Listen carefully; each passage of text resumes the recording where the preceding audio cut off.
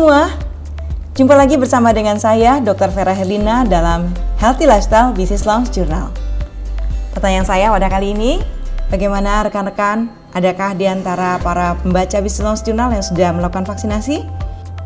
Pertanyaannya datang dari pasien-pasien yang sudah melakukan vaksinasi kepada saya.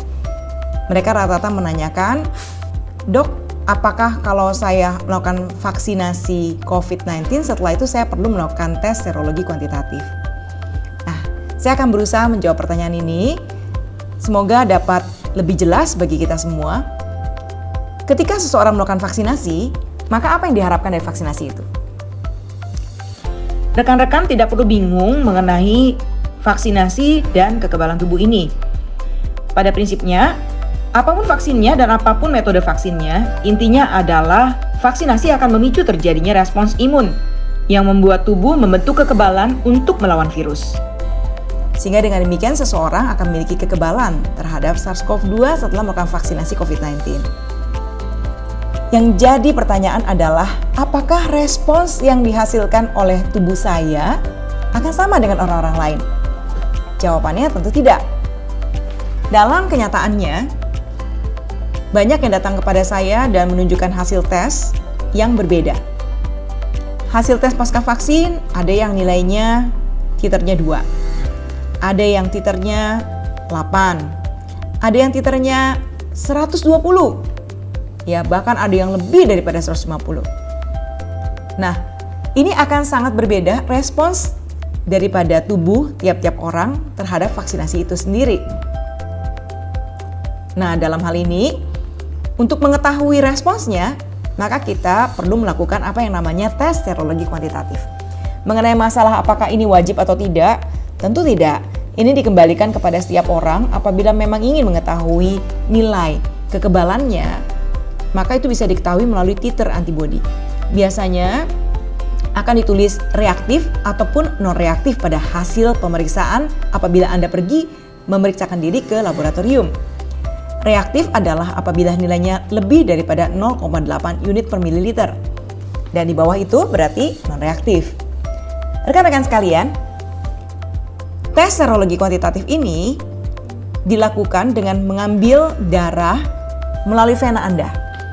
Dan akan didapatkan serumnya. Nah, setelah itu maka serum ini akan diperiksa titer antibodi secara keseluruhan antibodi yang ada dalam tubuh kita. Nah, di sini perlu kita ketahui bahwa titer antibodi tersebut bisa terbentuk karena vaksinasi, tapi juga bisa terbentuk karena infeksi alami yang terjadi ketika seseorang terinfeksi COVID-19. Jadi, tes serologi kuantitatif ini bisa digunakan untuk apa saja?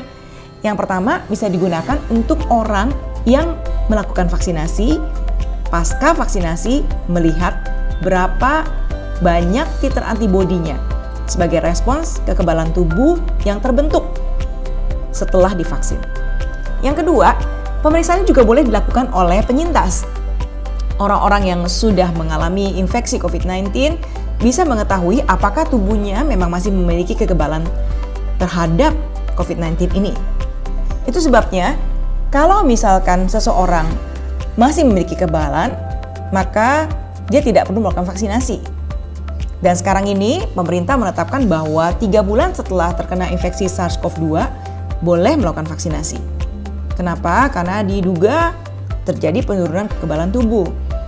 Lalu kapan waktu yang terbaik untuk kita melakukan tes serologi kuantitatif pada program vaksinasi ini? Yang disarankan sebetulnya adalah Anda melihat kekebalan tubuh itu setelah program vaksinasinya itu sendiri lengkap dan selesai. Yaitu 2 kali suntikan dan dilakukan setelah 14 sampai dengan 60 hari kemudian. Dan ini bisa dilakukan secara periodik. Anda dapat melakukan pengulangan pada periode yang setelah 3 bulan, lalu kemudian 6 bulan, diulang setiap 3 bulan sekali untuk kita melihat titer antibodi kita sendiri. Lalu bagaimana dong dok kalau saya nggak mau melakukan tes ini? Boleh aja. Mau tes ataupun tidak tes, kita tetap harus menjaga protokol kesehatan setelah kita divaksin. Kenapa? Karena mengenai SARS-CoV-2 ini adalah sesuatu yang masih terus berkembang. Sesuatu yang masih terus dipelajari dan tidak bisa untuk kita katakan bahwa sudah sempurna ilmu kita mengenai SARS-CoV-2 ini. Ini adalah hal yang baru saja terjadi dalam tahun yang lalu dan tentu semuanya masih dipelajari. Perlu diingat juga bahwa virus itu bermutasi. Di Indonesia sendiri sudah masuk ya, mutasi daripada SARS-CoV-2, misalnya seperti B117 ya, itu sudah masuk. Demikian juga diwaspadai mutasi virus dari Inggris. Tetapi tidak perlu khawatir, penyelidikan dan riset masih terus dilakukan hingga saat ini. Sehingga nanti masyarakat pasti akan terus terupdate dengan perkembangan-perkembangan terkini. Sehingga pada saatnya nanti, kita akan tahu apakah tahun depan kita perlu divaksinasi ulang atau tidak, apakah vaksin yang sekarang akan menghasilkan kekebalan yang periode yang cukup panjang, atau mungkin turun kekebalannya, kita akan melihatnya nanti. Semuanya tetap akan diselidiki, dan pastinya akan diinformasikan lagi kepada publik. Saya harap informasi ini berguna bagi kita semua. Sampai jumpa dalam program Business Lounge Journal yang berikutnya. Subscribe channel kami, Healthy Lifestyle Business Lounge Journal.